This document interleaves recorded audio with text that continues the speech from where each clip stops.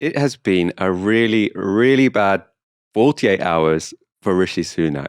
Of course, as has been a theme for many of our recent shows, it's been a pretty bad 2 weeks for Rishi Sunak. He's been coming out with some appalling policies, abandoning Britain's poor, or, to be honest, nearly everyone living in Britain is struggling with this cost of living crisis. But now, a new scandal. His wife is a non-dom, and also he had a green card for the first 7 years he was an MP. So the Americans thought he was a permanent resident there. Very odd. That's going to be our main story for tonight. We do have an exclusive for you first, though. You want to make sure you listen close to that important story. I'm joined all night by Barnaby Raine. How are you doing, Barnaby? Delighted as ever to be with you. And on this Friday, good Shabbos to you, Michael. Previous shows we've had Barnaby on, it's been a bit blurry. The sound hasn't been great. You look crisp. You look good. I always look amazing, Michael, but I appreciate your praise for the technology. Thank you very much. We're going to kick off the show tonight with a Novara Media exclusive. It concerns Caterpillar. They're a multinational, multi-billion-dollar firm that makes mining and construction equipment, amongst other things. I'm sure you'll recognise the logo. And next week, workers at two of its Northern Ireland factories are going on 17 days worth of strikes. That's over pay and conditions. But Caterpillar have other plans. Novara Media have seen emails showing that Caterpillar have plans to ship over Scab labour to break the strike. And this is where it gets interesting. Who are Caterpillar relying on to take up positions on a Northern Irish factory floor at short notice? It turns out they're asking office workers in Britain. In an email shared with Novara Media, Caterpillar management asked their office staff across the UK, so that's middle managers, clerical workers, to volunteer to make the trip. This is what the email said. We are asking for volunteers from our salaried and management teams across UK facilities to perform the roles of production employees at the Springvale facility. Caterpillar's long-standing commitment to our customers and our business requires that we are prepared to continue operations at our facilities in the face of any business interruption, including industrial action. Your leader has additional details and information on the incentives and arrangements that we are putting in place for individuals who can volunteer. So, to be clear, Caterpillar have asked people whose jobs involve sitting at a desk to go to Northern Ireland and break a strike by doing skilled manual jobs involving heavy machinery that they've never used before. It doesn't sound very safe to me.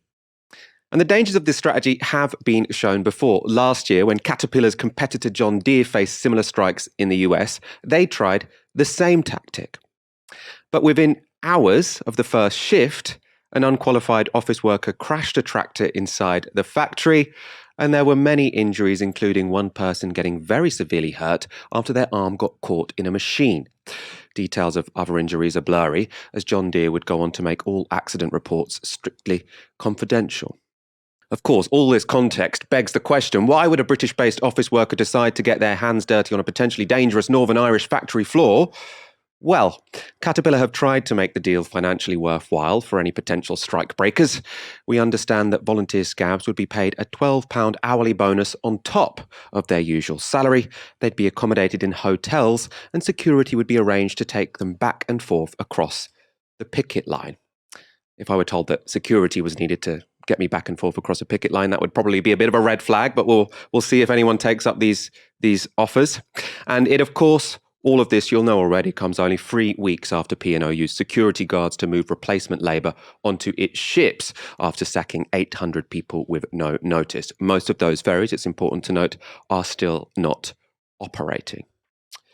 And what I think is so striking about this particular Caterpillar scheme, besides its obvious grossness in the same way that the P&O strategy was gross, is just how little it shows managers seem to think of their skilled factory workers. Clearly they think anyone could do the job and that any old office worker in London or Manchester would be able to operate heavy machinery at the drop of a hat. And it makes me wonder whether this disregard for the skills and experience of factory workers could perhaps be why Caterpillar employees need to go on strike in the first place. Barnaby, I want your take on this story. Well, after the decades-long destruction of organised labour, this is the predictable consequence. The labour market as a playground for capitalists with workers weakened, which transforms the experience of a new crisis now. I'm glad we're covering this. It's important that we're even covering this because most of our media play spats and gossip from our rulers in an endless cycle so that massive processes transforming the world of work can pass by with barely any comment, which means people suffering turn on their TVs and get the message that their suffering isn't real news, while never hearing about anyone else going through the same thing. It's a kind of ideological filtration mechanism, dampening fires of anger. Think of some recent examples of this. Become familiar with that phrase fire and rehire, where bosses tear up contracts to replace them with worse ones, and people have to accept them or lose their jobs. British Airways did it, Tesco did it, British Gas did it. So the people raising your energy bills and squeezing you are the same people squeezing their workers too. 9% of workers have experienced that fire and rehire indignity since 2020, a TUC investigation found.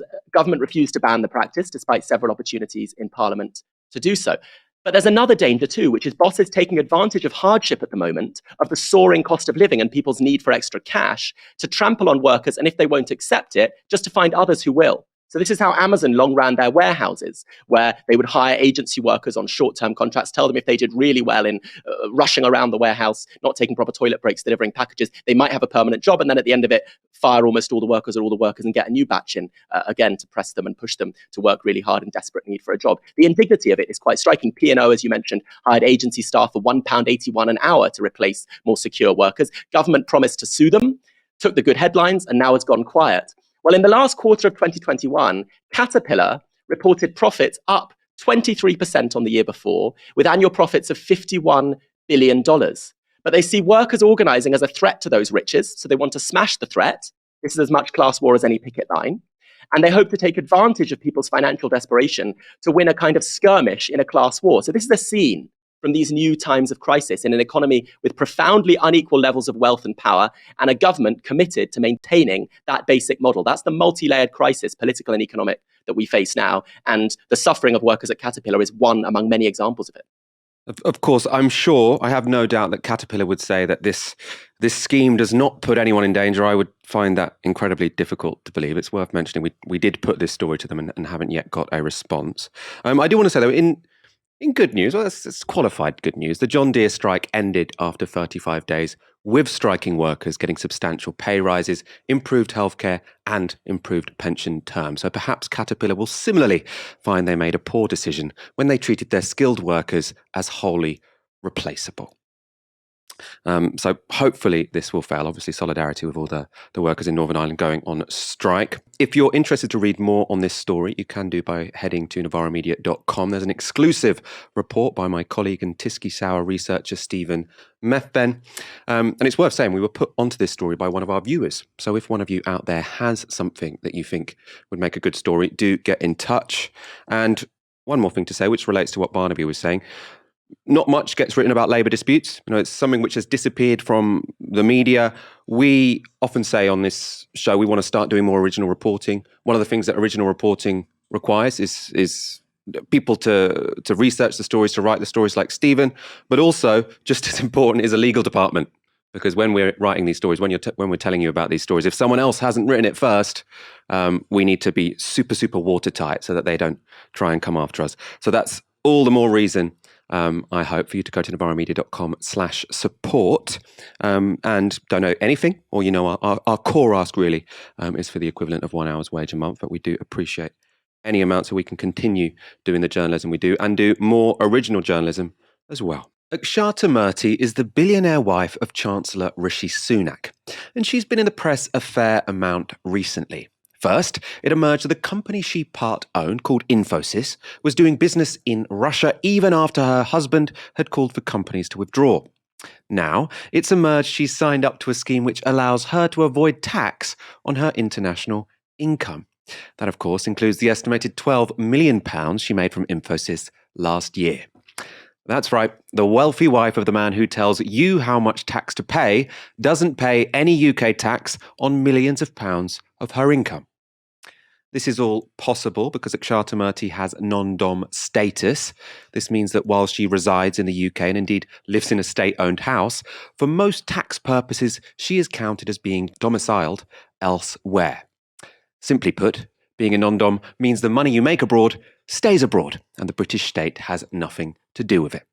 To enjoy the privileges of being a non-dom, someone must show they are a permanent resident of a foreign country to which they plan to return. And they also have to pay the Treasury an annual fee of £30,000. For Murthy, this was a financial no-brainer, The Guardian report. Murthy has collected £54.5 million in dividends from Infosys since 2015, the earliest date for which the relevant information is available. Had she been paying UK tax on that income, she would have been liable for as much as 20 million. So this was very financially advantageous for her, to say the least, or at least according to those Guardian estimates. It is, of course, important to note that by gaining non-dom status, Murthy has done nothing illegal. It's allowed under UK tax law to live in Britain full-time and use Britain's public services, all while paying absolutely zero tax on what's likely your main source of income. But just because something is legal, that doesn't mean it's moral. And this whole story most certainly stinks. In the wake of the revelation, Sunak gave an interview to The Sun. As you can see from this headline, he's dismissed the charges as a smear, apparently truthfully talking about his wife's tax status should be off limits. He did nonetheless try to defend her, saying every single penny that she earns in the UK she pays UK taxes on. Of course she does.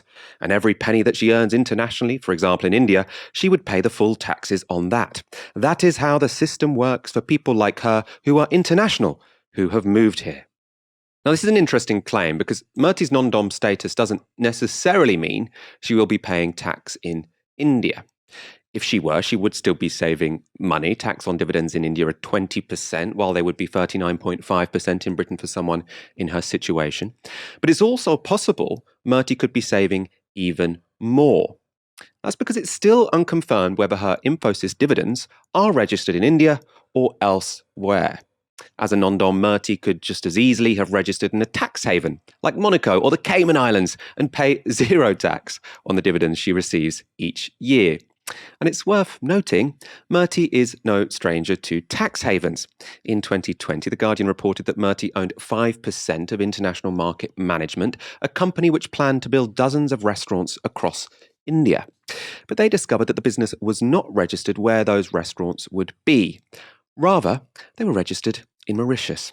The Guardian at the time reported, after reviewing the IMM structure, experts from the Indian Revenue Service and the Independent Commission for the Reform of International Corporate Taxation, a campaign group, concluded the arrangement could reduce the taxes payable on any profits in India. By setting up letterbox companies in Mauritius, essentially shell companies with no staff and no trading activity, investors can channel money from Indian businesses to the tax haven.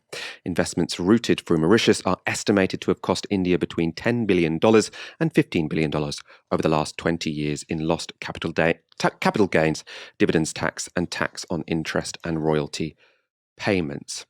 I'm sure, as you can imagine, Akshata Murthy will say in response to that, I only own 5%, I don't have any control over this business. We've heard that before. We've heard that before when it came to Infosys in Russia. She ended up doing a U-turn because obviously these things do matter, whether or not you are the CEO of that company. According to the BBC, it's worth noting Labour have written to the Chancellor asking him to confirm where Murthy is registered for tax purposes. Is it India? Is it a tax haven? Is it America? He's yet to respond. And this is by no means the fishiest part of the defence from the Sunaks. When the story first broke, this was the response from Akshata Murthy's spokesperson. Akshata Murthy is a citizen of India, the country of her birth and parents' home. India does not allow its citizens to hold the citizenship of another country simultaneously. So according to British law, Ms Murthy is treated as non-domiciled for UK tax purposes. She has always and will continue to pay UK taxes on all her UK income. The implication there is that Murthy is automatically a non-dom because she has Indian citizenship, and that she could only stop being a non-dom if she gave it up. It was a line which Rishi Sunak repeated in an interview with The Sun. He said, "It wouldn't be reasonable or fair to ask her to sever ties with her country because she happens to be married to me. She loves her country like I love mine. I would never dream of giving up my British citizenship, and I imagine most people wouldn't." Now, that all sounds extremely reasonable, extremely honourable, even. The problem, it's complete nonsense. As explained by the BBC, non-dom is a description of tax status and has nothing to do with one's chosen nationality, citizenship, or resident status, although it can be affected by these factors in the sense that it can be easier to qualify for these things if you've got citizenship elsewhere. The crux, though, the significant bit there, being a non-dom has nothing to do with where someone is from, and multiple tax experts have explained Murty could choose to pay UK tax on her entire income without that having any effect whatsoever on her ability to retain her Indian citizenship or to return to India in the future. And that all means, and this is pretty significant, we can only conclude either Rishi Sunak, who is, of course, in charge of our tax system, has no idea how our tax system works, or the man is lying. You decide which one you think is most likely. While you do that, let's go to some of the political reactions. I think it's very important in politics, if you possibly can, to try to keep people's families out of it. What I will say is that Rishi and I are working very hard on a massive long-term British energy security strategy. That's what we're focused on. That was Boris Johnson, who won't confirm how many children he's had, saying we should keep families out of politics. And obviously, that supposed principle makes even less sense when it comes to money than it does with, say, infidelity. A person's income affects their entire household, which is why the ministerial code requires a minister to declare their partner's financial affairs, and why HMRC asks how much your partner earns when they decide whether or not you qualify for benefits. Kwasi Kwarteng, the business secretary, was equally unconvincing. How does it look to the British public that while they're being asked to pay more tax from yesterday, the wife of the man who is asking us to do that is earning millions from overseas investments and not paying a penny? So I looked at her statement yesterday. She made it very clear that as an Indian national, she can't have dual citizenship. And she's got a non-dom status here in the UK. As we've already mentioned, Murty's citizenship does not mean she has to be a non-dom. And so the business secretary joins the chancellor in not understanding how the British tax system works. It's phenomenal. Someone who does understand, though, is Ed Miliband. There are lots and lots of people, Kay, who are citizens of other countries, not UK citizens, but who pay taxes here. You don't have to be a non-dom. You don't have to be a non-dom. You're not forced to be it. You choose to do it. In fact, you pay a little bit of money up front, or quite a lot of money actually up front. Yeah, quite a lot of money up front to get to be non-dom status, and it's to save you money, in your overall tax bill. Look, I think there are legitimate questions that need to be asked of Rishi Sunak about this. And Keir Starmer wasn't buying the line that the Chancellor's wife shouldn't be scrutinised. Everybody is struggling with the cost of living crisis. The prices are through the roof, wages are through the floor. The Chancellor has chosen to increase taxes.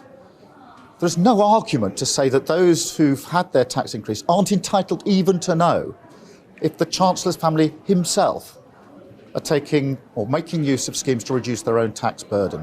That isn't about attacking anybody. It's about basic accountability, basic transparency, basic fairness for those that are facing a real struggle with their family finances. And if he or his family have taken advantage of those tax arrangements, should he resign? Well, we need to look at the answers that he gives. At the moment, this is not complicated. There are simple questions. We need simple answers from the Chancellor and his family. Barnaby, your comments on Akshata Murty's tax status. Well, they pay £30,000 to avoid £20 million in taxes for the public services the rest of us use. Let's just remember how this couple, Sunak and Murty, spend some of that money. They were recently featured in the magazine of Winchester, an elite private school that Rishi Sunak attended, being celebrated as part of a small club of people who'd given more than £100,000 to that school. So money that could have gone to state schools struggling now for funds is kept from those schools, from those public services, and instead the billionaire and her husband give it to their favourite elite private school. That payment to avoid tax legally is a political choice. The same governments who chase every penny in tax and benefits for working class people sign sweetheart deals with companies like Amazon and Google to avoid tax bills. And then they carve out a special category for billionaires, and most UK billionaires use it to protect their wealth from tax. So every pound lost this way to the NHS and to our schools has to be paid by someone else, or we all pay the price in struggling public services. So that non-dom status is a kind of special fund for the super rich, established by the state and extending right into the home of the man responsible for our taxes, a man who spends his money helping institutions that exist to perpetuate privilege. Do you remember the row over second jobs for MPs? The people who write the laws that took 20 quid a week from families on universal credit protested that their 80k a year wasn't enough, so they needed to take on lucrative lobbying work, poisoning democracy. And the double standard was insulting, to watch MPs on our TV screens explain they just had to work in lucrative second jobs because they couldn't survive on 80k while taking money from the very poorest. Well, now the Chancellor finds every excuse for his wife to store tens of millions in unpaid tax, while most adults on benefits are in working households and punished immediately if they take on a bit of extra work. But here there's also an added dimension to the double standard, which is that Sunak asks our sympathy for foreigners when it's his billionaire wife, while refugees are banned from working and pushed into destitution. So one striking feature of class society is a kind of moral relativism, where we're invited to judge the greed or the violence of the powerful with sensitivity and sympathy, not to leap into knee-jerk anger, but to find the nuances and understand. But the actions of the poor are suspected and harassed and punished like criminal runts who understand only force. That's the kind of offensive double standard at work here. The defence that's made of it, look, you might find this distasteful, but this was all above board. She didn't break any laws. Well, the response to that is probably, well, we should change those laws. And then the response to that is maybe it's going to be harder to change those laws when the guy in charge of those laws, the guy who runs the Treasury, is married to someone benefiting from them. So that's why the conflict of interest really, really matters here, because this is a bad law which should be changed. And I think, having someone in 11 Downing Street who's benefiting from that bad law, that's not a great situation to be in. And we're going to talk a bit more about this story, and especially what I think has been most embarrassing is probably the Tories' incredibly crude weaponisation of identity politics to defend this multimillionaire avoiding or paying English tax on some of her income. This was Energy Minister Greg Hands speaking to Radio 4.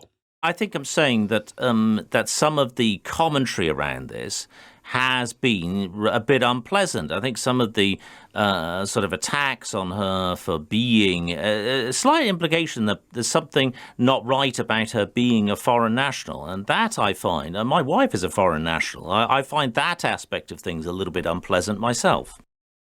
I just always find it so entertaining when Tory politicians, my wife is a foreign national. It's like when Jeremy Hunt forgot his wife was Japanese and said she was Chinese, or the other way around. I can't remember exactly which one it was. Of course, no one has a problem with Akshata Murphy being a foreign national. We have an issue with her choosing to take on non-dom status. It's a choice. It has nothing to do with where she's from.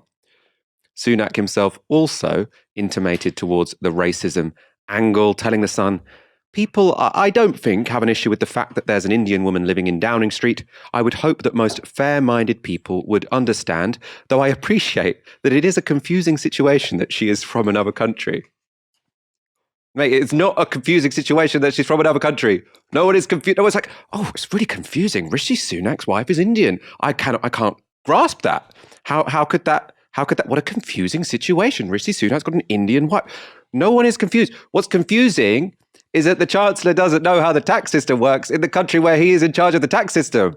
That's the confusing part. No one is confused that your wife is from another country. How ridiculous and patronising.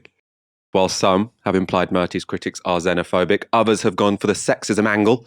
Foreign Minister James cleverly tweeted, I really thought that we had moved on from the notion that wives are merely an extension of their husbands. Seems that Labour didn't get that memo. And there was a great reply to this that got a lot of retweets from a Twitter user called Sarah. So when a man is made redundant, I assume you won't be looking at his wife's income anymore when deciding if he can claim benefit. That's the absolute hypocrisy of all of this. When it's their rich and powerful friends, they say, oh, how dare you ask someone how much their wife earns, or ask a wife how much their husband earns. This is exactly what the benefits and tax system does all the time.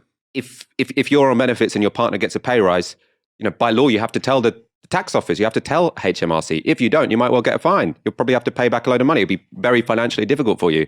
But when it comes to the rich and powerful, no. You can't say, when the HMRC says, what's the joint income of your household? You can't fill out that form and say, oh, I'm not going to tell you that. My wife's income has nothing to do with my income, and my income has nothing to do with hers. You would get a fine for that, for filling it in wrong. But they think it's fine. Let's move on to some more recent developments. There have been some. After an initial leak to Sky, Rishi Sunak has confirmed that he held a US green card for the first year and 7 months of his chancellorship. The Independent had an entertaining write-up of the significance of this. So they write, holders of the green card are required to file US tax returns on their worldwide income, and also to make a legal commitment to make the US your permanent home. The pledge would seemingly be at odds with Mr. Sunak's position as Chancellor of the United Kingdom, being a Member of Parliament since 2015 and Minister since 2018, and the fact that he lives on Downing Street. That does seem rather odd, doesn't it? It's difficult to square that with being a permanent resident of the United States. Ekshata Murty also held a green card and may still do. She hasn't confirmed either way. An interesting twist here is that the US doesn't have the equivalent of non-dom status, and therefore holding a green card would have required the Sunaks to pay tax on their worldwide income to the US.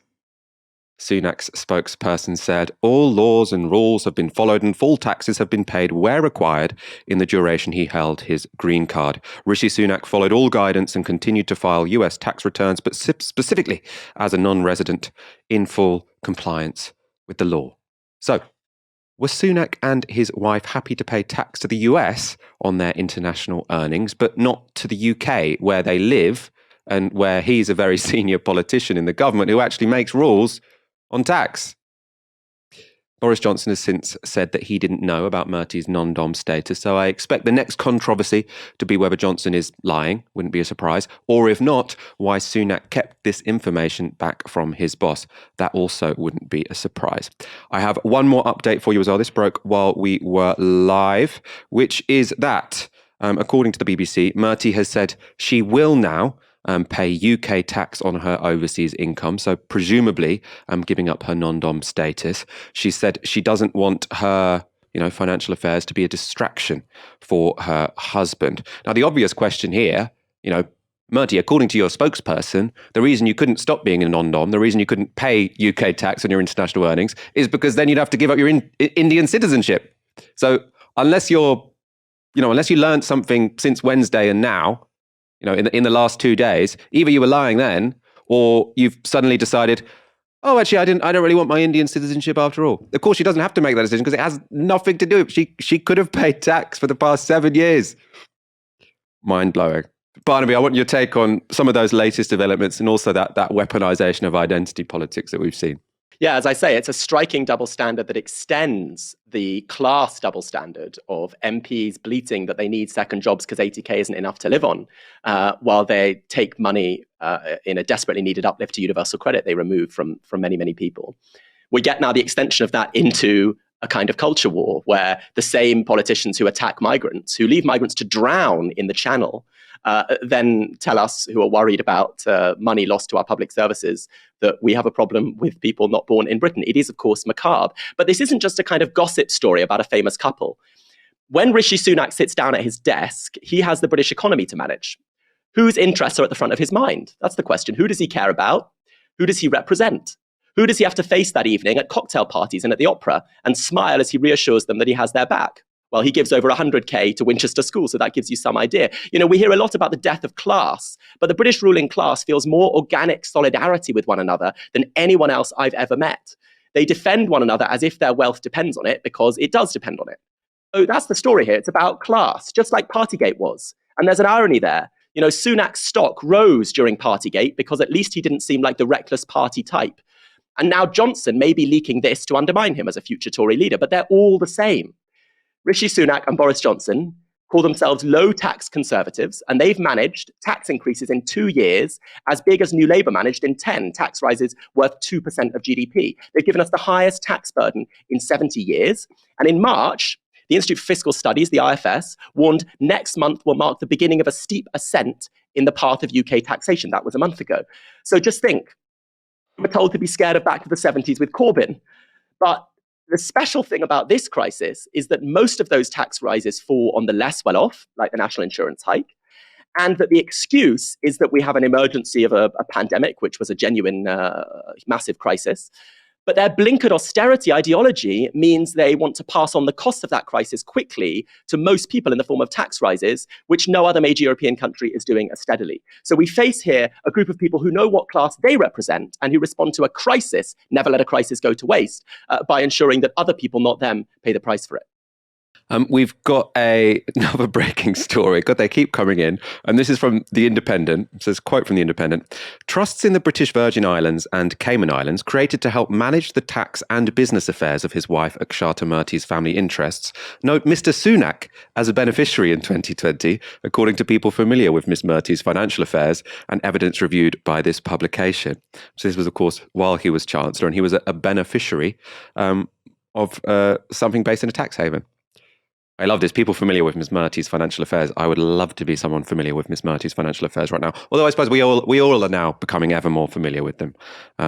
Hopefully more so. I'm sure there's a lot in there. When you've got that much money, it gets quite complicated, you know.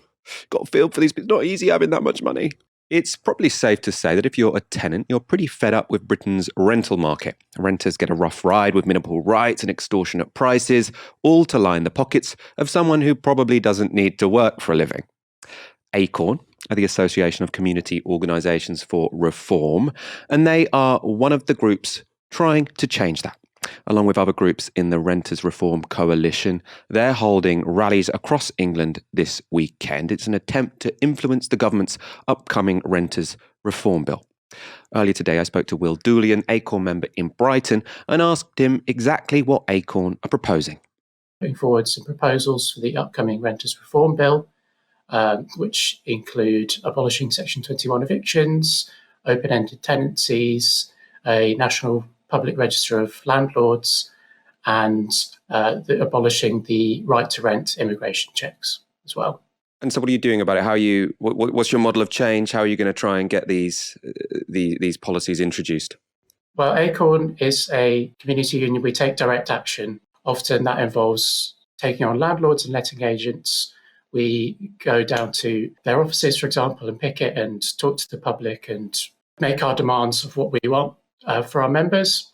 But in the case of this campaign, we are holding a day of action tomorrow with renters rallies across the country in 6 locations, where we'll be putting forward these demands for the Renters Reform Bill, and our members will be speaking about their experiences and how they're affected by the issues that the legislation will hopefully address, and we'll be putting pressure on local MPs who are in a position of power to influence what goes into this bill. So, for example, here in Brighton, one of our local MPs is Lloyd Russell-Moyle, who is the vice chair of the all-party parliamentary group on private renting. Could I get you to talk a bit more specifically about the Renters Reform Bill? What is it? What are the problems with it? What do you want to be in it? Sure. Well, the government's bringing in this Renters Bill as part of its levelling up agenda. And what it probably is hoping is that it will be a fairly meaningless reform that's sort of made to look like they're doing something, essentially. And for us, obviously, that's not going to be good enough. And that's why the Renters Reform Coalition has put forward these proposals that will have an actual meaningful impact on the lives of renters across the country. So we know that Parliament is full of landlords. They're not going to give us these things just because they want to. They're going to only do this if we demand it of them and if we're organised. And I know that just like myself, many Tisky Sour viewers can't stand the current rental system. How do they get involved with your organisation if they want to change it? Sure. Well, as you say, it's not so much about good landlords or bad landlords, but about the imbalance of power between landlords and their tenants. So the best way to get involved is quite simply join the union. We're open to all people of low and middle income. And yet you can do that by going to the website, acornunion.org.uk. And when you've joined, get involved, help other members out in fighting cases and campaigns like this one, and come along to the Day of Action tomorrow, one of our rallies, if you're anywhere near any one of them. So They're happening in Brighton, Leeds, London, Newcastle, Sheffield, and Walsall. So come on down. That was Will Dooley from Acorn, and God, I hope they're successful, because I really hate renting in this country. The rents are too damn high. That's the fundamental thing for me. They are too damn high. Also, insecure. We could go on. We talk about it a lot on this show because it does animate me. The Tories' pathetic response to the cost of living crisis will leave millions facing poverty. And now, Tory attempts to defend it have made the party a running joke. This was Energy Minister Greg Hands explaining the government's approach to soaring energy bills. Can I just come back to the point about bills, though? Because that's the other really important part of what we're dealing with tonight. And the Chancellor of the Exchequer launched a really important package in February, just 2 months ago, to deal with the rise in bills. Cannot deal with it completely, but actually £9 billion set aside, a £200 discount on energy bills, a £150 discount on council tax, additional funds to make sure the most vulnerable are able to give them assistance in paying their energy bills. £200 is, of course, a loan. It's not a loan. It is a discount, which will then be taken back in the form of a levy. You're not being given it, you have to pay it back. No, not necessarily the individual. It gets taken back at the point at which it is levied. Yeah, sorry, you're all shouting something. What are you all shouting? They're saying it's a loan. It's not a loan. It's a loan. That's what you're hearing from the audience. No, it's taken back through a levy. It's not a loan because it doesn't create an obligation on the individual to repay. It is actually a levy on the price point at which the bill. But they still have to pay it back. What's the difference? It's put on the price point, not on the individual. The individual does not have an obligation to repay. Oh, so we can say we don't want to. If we don't want to pay it back, we don't have to. No, I'm not saying that. It's taken back. It's taken back at the point at which it is charged. Yeah? So if you don't heat yourself, if you don't have any heating afterwards, then you don't pay it back. It is not an obligation. Is that it? Importantly, that is it, isn't it? That's what you're saying. Okay. It comes in this October. And these are the important things that we've announced to help people with bills. But that's different to the long-term strategy that we've launched today with renewables, nuclear, and making sure we're not increasing our imports of oil and gas. My favourite part of that was actually seeing the Archbishop of Canterbury sort of like really openly chortle at how stupid the Tory minister sounded. To be clear on what the policy is, every household will get £200 off their energy bill this year, but will pay that back over the next 5 years via a levy added to future energy bills, so around £40 a year for 5 years. As to the politician's claims you heard there, Greg Hands was right. The policy doesn't mean any of us will formally be in debt to the energy companies, but Emily Thornberry was also right. Unless you stop using gas and electricity altogether by, dying, you're going to have to pay that £200 back. Barnaby, the Tories are now a laughing stock. Is it deserved? Well, yes, of course it is, but there are bigger issues at stake than just their idiocy. I mean, we're entering a period like the mid-1970s, entangled geopolitical and energy crises, pushing an inflationary spiral, but with a key difference that crisis of the 1970s came after 30 years of narrowing income and wealth inequality, with a powerful and a fighting labour movement. So this one comes after 50 years of ballooning gulfs between most people and the super rich, with trade unions strangled and gutted by law to keep most people unrepresented. And it's in that context of a crisis, a capitalist crisis of the kind that we faced before, but after 50 years of neoliberalism, that we get this particularly noxious situation. A chancellor sitting on £12 million from Russia who declares that some people in this country must shiver now to punish Russia for war in Ukraine. A chancellor whose family fortune avoids tax, telling millions of people watching their taxes rise that he'll bung them a bit of cash and then demand it back. Like any good capitalist, he wants to put us in debt and then profit from it. In France, price rises in energy have been capped at 4%, even by a right-wing government. The energy company's been asked to take an €8 billion hit by a president who admires Thatcher, because their energy company EDF is publicly owned, and because working class people fight and strike and occupy when the state tries to do capital's bidding and assault their living standards. So that's the particularly awful situation we're in, a gutted network of resistance and a strong and confident capitalist class, ensuring that this crisis is an opportunity for the form of class war that we see in fire and rehire, in hiring agency workers, in cutting pay while bills rise, and some people make huge profits and then hide them from the taxman. In his bid to put clear water between himself and Jeremy Corbyn, Keir Starmer has once again thrown Palestinians under the bus. This week he spoke to the Jewish Chronicle and said this. I mean, let me ask you, by extension, a question about Israel. You've spoken very fondly and warmly about Israel. In Israel, as you know, but we have extended family there. Of course. So as you'll know, citizens of Arab origin are represented throughout society, all the way up to being represented in government, Arab ministers in government. And yet Amnesty International recently released a report where they accused Israel of being an apartheid state. That was embraced and supported by many members of your party, particularly on the left. Do you agree with them? No.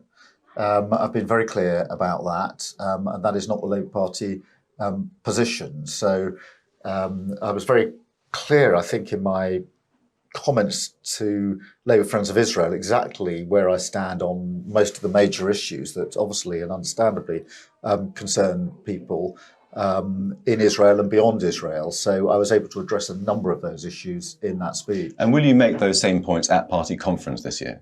Yes, I've got no reason not to. I was on the platform when we made the rule change at last year's party conference in relation to the way that we would deal with complaints of anti-Semitism. Did Keir Starmer just commit to using his Labour Party conference speech to attacking Amnesty International for criticising Israeli apartheid? It would seem a strange commitment to me, although we know that Keir Starmer's commitments don't count for very much. To remind you what Amnesty have said on the issue, whether they live in Gaza, East Jerusalem and the rest of the West Bank, or Israel itself, Palestinians are treated as an inferior racial group and systematically deprived of their rights. We found that Israel's cruel policies of segregation, dispossession and exclusion across all territories under its control clearly amount to apartheid. The international community has an obligation to act. Amnesty's position has been echoed in reports by Human Rights Watch and the Israeli human rights group B'Tselem. Both have said Israel practice apartheid. Keir Starmer, former human rights lawyer, he disagrees. Finally, you heard Starmer there point to his speech to Labour Friends of Israel as his definitive position on Israel-Palestine. I made my position clear in that speech. Well, we discussed that speech at the time. It included statements such as this: "We will continue to support Israel's robust democracy, its independent judiciary, and its commitment to the rule of law. Israel is a nation with a vibrant media, free trade unions, and a lively tradition of debate, dissent, and disagreement, as well as the rights won by the struggle of the women's movement, the LGBT community, and religious and racial minorities." If you're a Labour leader and you're looking to Israel for an example of where, racial minorities are treated really well, I'm a bit worried about you taking charge of this country. Starmer, in that speech, which we talked about at the time, appalling speech in so many ways, also approvingly repeated Harold Wilson's phenomenally racist claim that Israel was an example of social democrats who made the desert bloom, as if Arabs didn't know how to grow anything. Palestinians didn't know how to grow anything. Barnaby, what do you make of Keir Starmer's latest interview with the Jewish Chronicle? Well, it is very concerning. There is clearly in this country a hierarchy of racisms. Mesna Cato, an academic at Cambridge, has come up with a very good definition of what she calls anti-Palestinianism, which includes Nakba denial. Just as I'm not invited to sit at the dinner table with people who deny the truth of the massacre of my family members in the Holocaust, it should not be forced upon Palestinians that they're expected to hang out with people who think it's legitimate that their family members were ethnically cleansed. That's not to draw to say that these two things are identical. No atrocities in history are identical, or they're the same in scale. But people who deny atrocities shouldn't be taken as serious, responsible, respectable people, and yet they are. And yet the state that they run is treated as a key Western ally. The definition also includes accusing Palestinians of latent racism without cause, which is a common trope and a problem in our politics today. But there's another telling thing here, a subtler instance of this racism. How can Israel be called a democracy? Starmer keeps doing it. 4 million people or more live under siege or under direct military occupation ruled by the Israeli state, with no political rights, or even, Starmer, the human rights lawyer, no right to a civilian trial. People under Israeli occupation, Palestinians, are hauled to military courts with a 99% conviction rate. And Israel's the only nation in the world which tries children in front of those military courts. And what of the current Israeli government? Starmer singled it out for praise. It's a government that has banned the leading 6 leading human rights organizations in the state of Israel as terrorist organizations. It's approved plans to build 300 illegal homes for settlers in the West Bank while demolishing 17 Palestinian schools in the West Bank, including one funded by the European Union. I think this makes sense only if you understand, and this is why one of the reasons this issue matters so much now in British politics, the kind of lightning rod, is because democracy, when it's applied to the state of Israel, doesn't mean anything about freedom or voting. It's a kind of racialized language. It means the civilized world against the barbarians, right? Democracy is something that we white Westerners in suits have against the savages and their kind of frightening global supporters. And that's how this projected image of Israel makes sense. This very removed image of Israel, the land of Amos Oz, Starmer said in that speech, the land of Yitzhak Rabin, whose supporters get almost no votes in Israel now. The land of the two-state solution, Starmer praised, though Israel's current prime minister writes articles in the New York Times explicitly ruling out a two-state solution. This kind of strange projection in Israel out of kilter with the facts of a country increasingly moving towards the far right makes sense because Israel serves as a kind of cipher for civilization facing the savage hordes. And Starmer's politics against those like Jeremy Corbyn, whose radicalism involved anti-colonialism, Starmer's politics are all about the defense of Western civilization with all of the violence and power and inequality that involves. You know, the West was his idol, Starmer's spokesman said, after threatening Labour MPs who criticised NATO. Labour now stands behind NATO and the West, he said.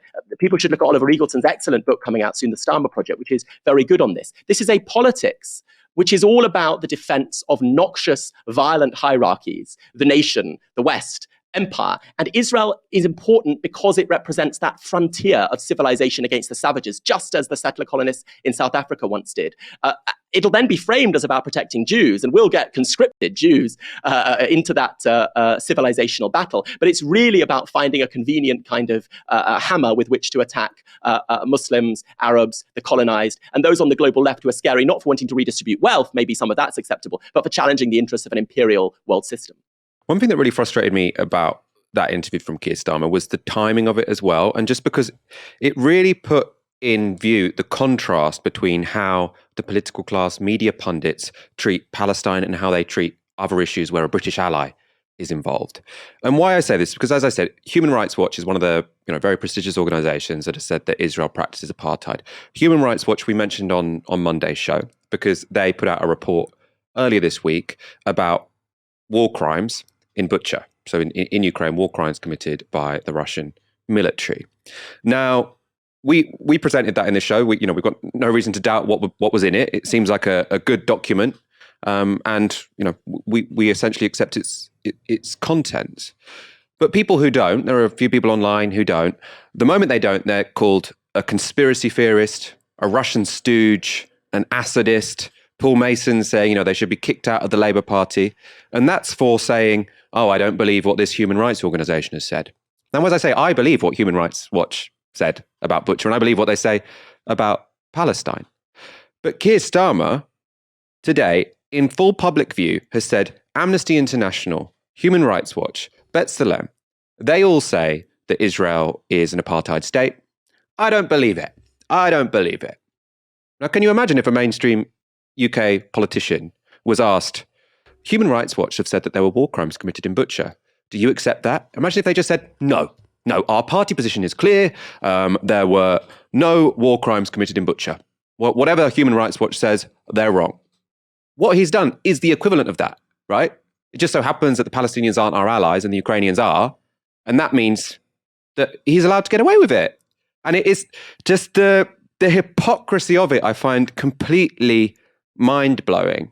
And yes, this is obviously, it's in large part, this is about who Britain is allied with. There could also be a hierarchy of racism thing going on here, or just, political opportunism. It doesn't serve anyone with any power. It doesn't serve their interests to say, wait a minute, Keir Starmer, he's ignored what Human Rights Watch said. He said that all of these human rights experts are fools and mistaken.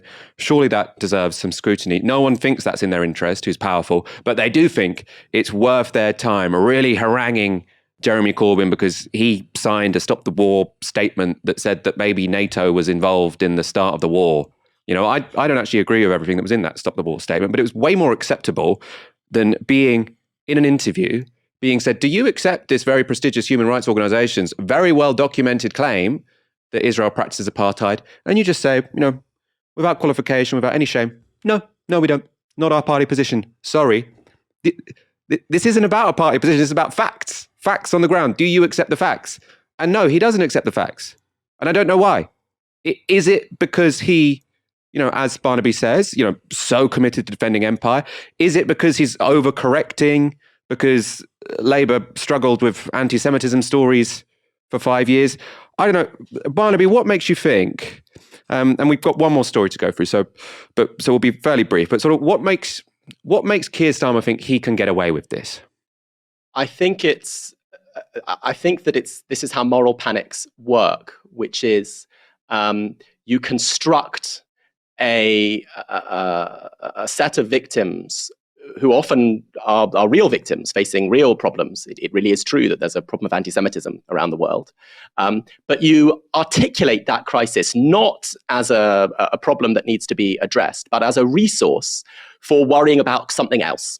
So worrying about anti-Semitism becomes a way of worrying about a crisis of neoliberalism, the return of so-called populism. Class politics gets called anti-Semitic. The headmaster of a leading private school said a couple of years ago, people complaining about the dominance of private schools in public life were like people complaining about Jews dominating public life in Nazi Germany. So populism, class politics, all gets cast as suspect and suspicious. Any kind of punching up is attacking Jews, echoing the anti-Semitic view that Jews are all rich and powerful. And then anti-imperialist politics now. This is the sort of novelty of adding Zionism and Israel into the mix. Anti-imperialist and anti-colonial politics in a moment where the West is on shaky ground and where American hegemony is declining, all that can be cast as actually the progeny of dodgy, dangerous kind of extremism and fanaticism. So I think it's a comfortable kind of panic that much of our media isn't very interested in questioning because it fits absolutely into the central kinds of liberal ideological matrices of our times. And of course, Jews get thrown under the bus in a certain kind of way. We're conscripted to a panic that isn't really about us, but much, much more egregiously and aggressively,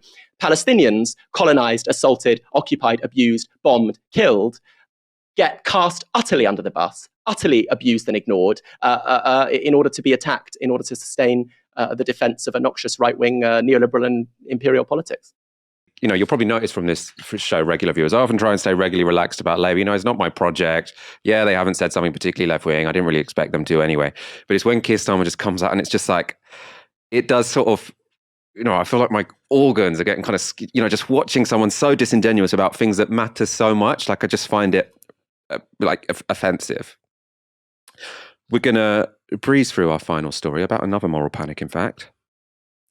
In their latest bid to stir up a moral panic around trans people, journalists have taken to asking Labour politicians who can and can't have penises. The answers given have tended to be evasive and awkward, but not Emily Thornberry. She gave what I think is the perfect answer to the question on LBC.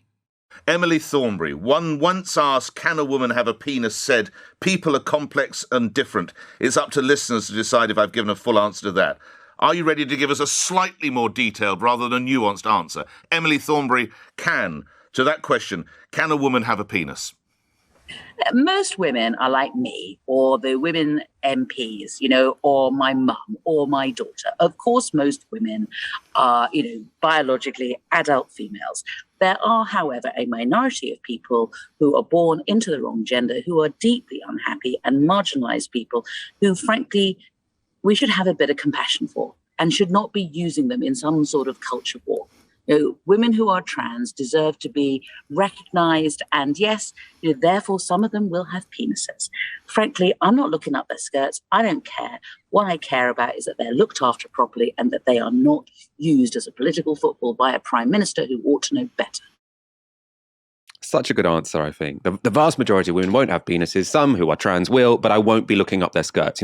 Straight to the point, not evasive. All other Labour politicians have seemed pretty embarrassed to answer that question because obviously some women do have penises because some trans women have penises and trans women are women. So it's what she said is uncomplicatedly true, but the whole reason that sort of journalists have been asking the Labour Party that is because they want to whip up fear. They don't really care that they're sort of throwing trans people up the bus under the bus, to try and get their ratings up. But also they know that they're almost daring the Labour politicians to say what they actually believe. And Emily Thornberry did it there. She used humour, which I think, makes it more persuasive. And I just thought, spot on. I wish more of them were able to answer questions like that.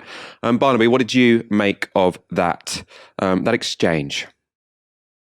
I think these old men obsessed with penises do need to take it to therapy rather than mask it as a kind of political conversation. I mean, I wish I was there to talk to this assortment of aging men and to say, people's bills are rising, there's a war on, the seas are rising, the planet's warming, our police are exposed, if you care about this, for endemic misogyny, and you are obsessed with asking questions about genitalia, with prodding around and inspecting and exploring different people's genitalia, at least verbally. And in doing so, you want to harass one of the most abused groups in our society, a group with higher rates of homelessness, suicide. And so you make life materially worse for people by your kind of prurient obsession with policing the gender binary, your desperate anxiety about people with the wrong genitalia crossing over that binary. I think it is important to ask serious questions about why this is happening. Moral panics respond to the experience of social crises with that comforting provision of an object onto which to project all our anxieties. So Spectres of Black Crime did it in the 1970s, as Stuart Hall and others wrote. Predatory gay men did it in the 1980s, so-called. Single mothers and asylum seekers in the 1990s. Muslims in the 2000s under New Labour. Benefit scroungers in the 2010s. Now we have a dizzying array of objects for desperate moral panic in this epoch of crisis. We have swarms of migrants. We have anti-racist traitors to our proud history in Black Lives Matter. We have anti-Semitic Corbynites disloyal to NATO and the West. And now trans people have been added to the list. It's a series of moral panics from an established order that doesn't have a real way of addressing the actual crises people face in their lives. Very important point. Very good point to end the show. Barnaby, it's been a pleasure as always. I'm so glad we've got you on regularly these days. Thank you for joining us today. It's a great pleasure. Thank you so much for having me, Michael. Have a great weekend, everyone watching. We'll be back on Monday at 7 p.m, I assume. Why would it be different?